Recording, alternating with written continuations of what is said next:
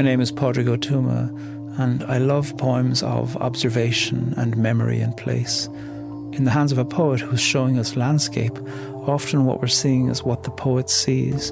And what the poet sees is A, what's in front of them, but B, also what's behind or beneath all of the things that they're choosing to see.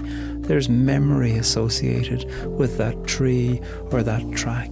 And by being brought into that, even though the poet isn't there, they are quietly there in their reminiscence, in their memory, and in their gathering and describing of a place they're seeing.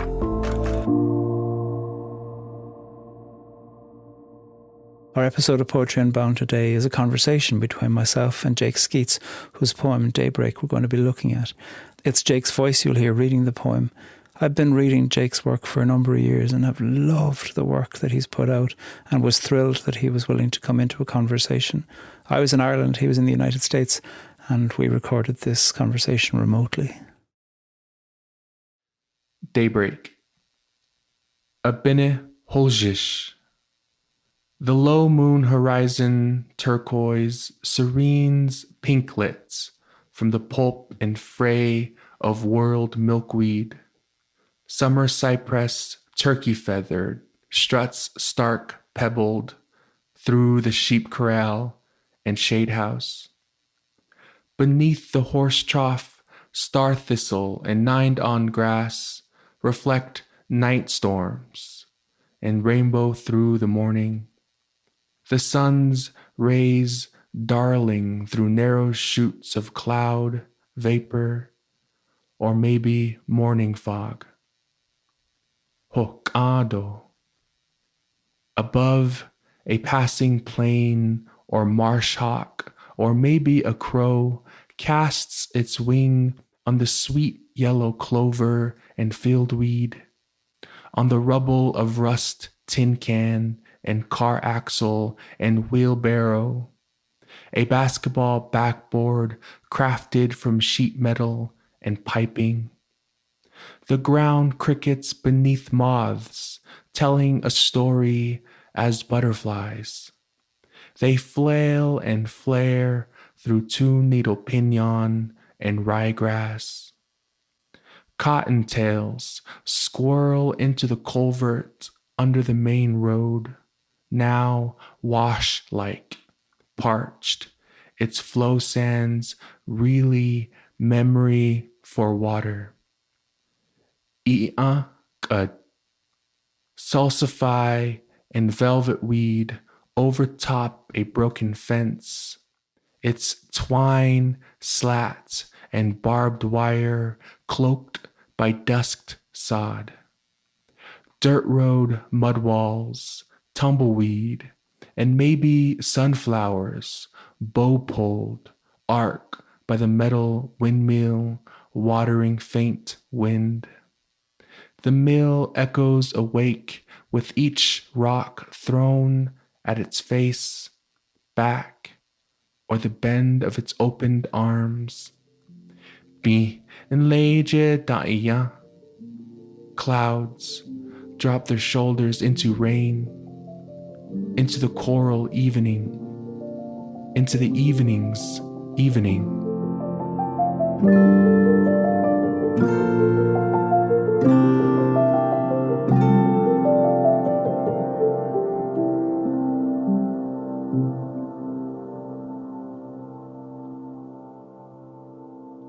These poems are, being composed and designed and written here on the reservation where I currently live. So I'm back home this time. So maybe that's the things that I see, right? I've been thinking a lot about my childhood home and reflecting and visiting often because I'm so close, and just really looking at the memories I have there and studying them and finding out new things about image. Yeah. I'm captivated by what I'm seeing, but also I'm in your hands as you're sharing what it is that you know, doing this in a way that's just, it's not even a list. It does feel like a symphony or a praise song for what you can see.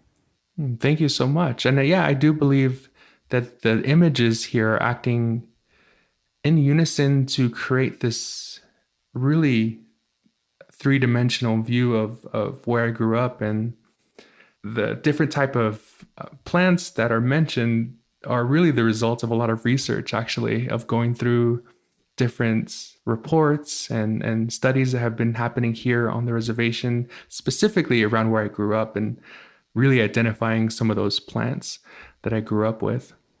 Are there particular favorite plants that you have today when you're reading the poem just now? So the salsify, I think, are really gorgeous. And I have some of them here in Saley, where I currently live. And they grow like about 3-4 feet high. So they're about, like thigh height to me, or hip height to me. And they almost look like gigantic dandelions. So I have a lot of them here, and they're really hard to get rid of. So once they grow, they're kind of there. A good thing you like them then. Yeah, for sure. Yeah, but we have two right outside our front door here in Saley. Lovely. I'd love to talk to you about Diné language, because particularly in this poem, there's phrases that you use, titles perhaps, and certainly in the third piece there is a phrase within the body of the poem. Could you talk a little bit about that? And I'd like to talk too about your study and speaking of Diné language. Yeah, definitely. I feel like the poem for me has always been about translation, actually. The phrases I use in Diné were phrases that I've been thinking a lot about recently in terms of just a simple kind of Diné.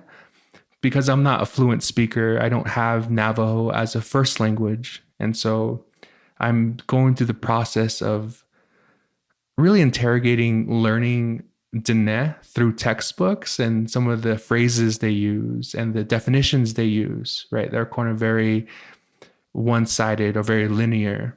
And so I'm very much interested in the project of translation where Diné is translated into what it actually is trying to say, right? So for example, in that first phrase, Apene Hojish kind of means simply it's morning. But what is the morning, right? What encompasses morning? And I feel like Diné has a lot more to offer. And so you have to use extra words in English to get to its point. And that's where the images and layering of images really come from. So the second phrase is the afternoon time. It's kind of just saying it's afternoon now. And the last is saying it's evening. And these are sort of incomplete sentences. They wouldn't be considered a complete sentence. You'd have to sort of talk about, the subject, who's speaking, how many people are speaking, and situate it in a context. But I really like the idea of Diné existing outside of that space and just existing as a language, as a phrase, as a poetic being. Yeah, a fragment as well. And how about that phrase that you have in the second last line of the final piece? That's a phrase I found in a textbook. It just means deer are eating over there. For me, my upbringing in Diné has always been about drills, right? So learning from textbooks, learning alphabets and the letters specifically without conversation. And so right now I'm dipping my toes into conversational Navajo. As a young person, when I was younger, I should say, I definitely felt a lot of shame in not knowing my language. But then I began to realize that I don't know the language because it was something that was taken from me and taken from a lot of our communities. And so often that sort of victim blaming, right? Where we're the victims in this sense. And why should I feel ashamed for something being robbed or taken from me? Yeah, that's a real taking of a soul. It's an old technology of colonization, is to take the soul of a people as well as the technologies of practicalities. But the soul robbing of it in the first instance is an extraordinary violence. That's a nice way of putting it. You're absolutely right. I feel like not only that, but in addition, English as a language, right, has always been transactional, right, rooted in an idea of capital. And so not only does it take away something inherent like soul, it also reintroduces something manufactured like product. And so today, I'm a teacher here in Saley, so I teach my students, English composition and rhetoric. And I always remind them that the rhetoric I'm teaching is foreign, that it's transactional, that it's rooted in dominance and destruction rather than communication.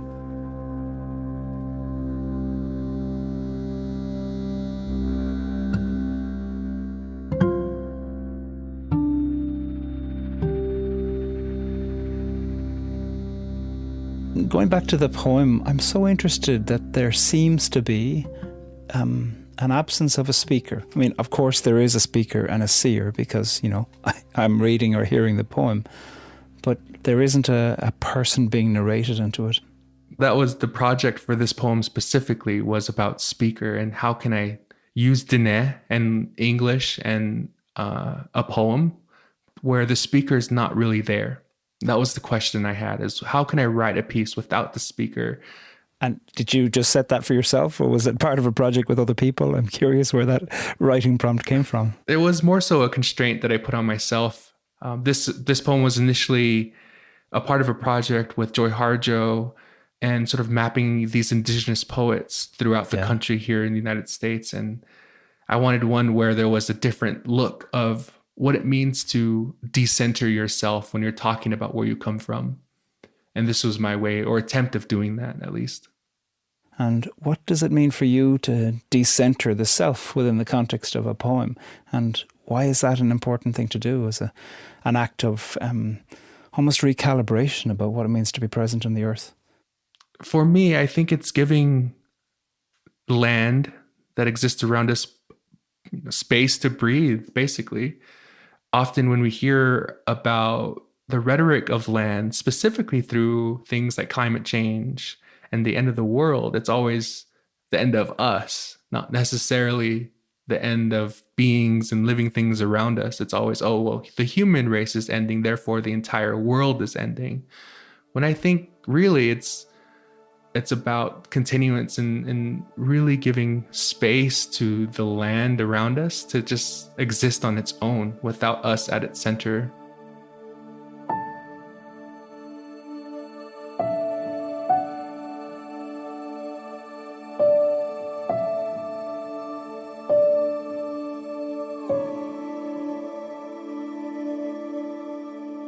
You speak too in another one of your essays about radical remembering. I'd be curious to hear you share a little bit about that and what that means. It feels like an artistic point of view when it comes to questions to do with how you write, but also an ethical stance about what it means to be present in the world today. When we remember things, we are breaking down time. Of course, in a linear sense, that doesn't make sense. But when we start to really engage with time and memory, we remember things from our past and our present to help shape our futures. And I think for me, that's breaking down time. It's creating a time loop of some kind. And for me, that's a radical act to take control of linearity, to take control of systems that have been sort of forced upon us. And so that we can sort of begin to slightly reimagine at least our own way of going about our daily existence.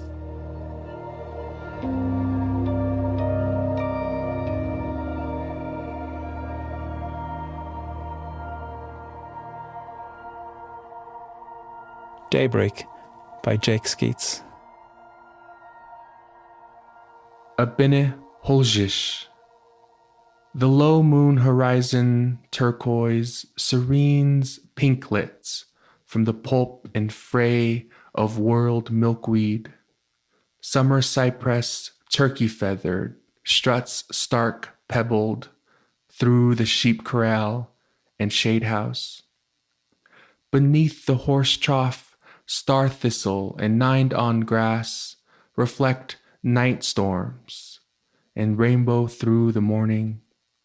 The sun's rays darling through narrow shoots of cloud, vapor, or maybe morning fog. Hokkaido. Above, a passing plane or marsh hawk, or maybe a crow, casts its wing on the sweet yellow clover and fieldweed, on the rubble of rust tin can and car axle and wheelbarrow, a basketball backboard crafted from sheet metal and piping. The ground crickets beneath moths, telling a story as butterflies. They flail and flare through two-needle pinion and ryegrass. Cottontails squirrel into the culvert under the main road, now wash-like, parched, its flow sands really memory for water. Salsify and velvet weed overtop a broken fence, its twine, slats, and barbed wire cloaked by dusked sod. Dirt road mud walls, tumbleweed, and maybe sunflowers, bow-poled, arc by the metal windmill, watering faint wind. The mill echoes awake with each rock thrown at its face, back, or the bend of its opened arms. "28ba41057bff414bb9d8e9565c85a905." Clouds drop their shoulders into rain, into the choral evening, into the evening's evening.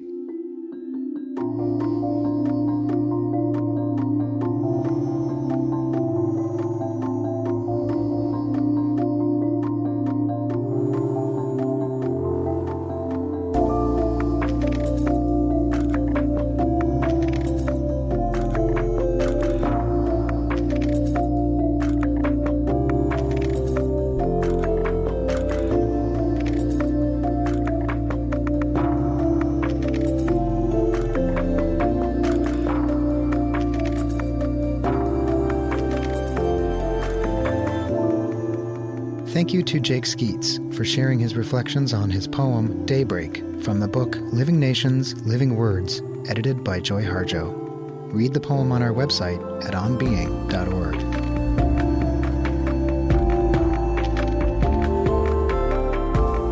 Poetry Unbound is Gautam Shrikishan, Aaron Colasacco, Eddie Gonzalez, Lillian Vo, and me, Chris Hegel. Our music is composed and provided by Gautam Shrikishan and Blue Dot Sessions. This podcast is produced by On Being Studios, which is located on Dakota land. We also produce other podcasts you might enjoy, like On Being with Krista Tippett, Becoming Wise, and This Movie Changed Me.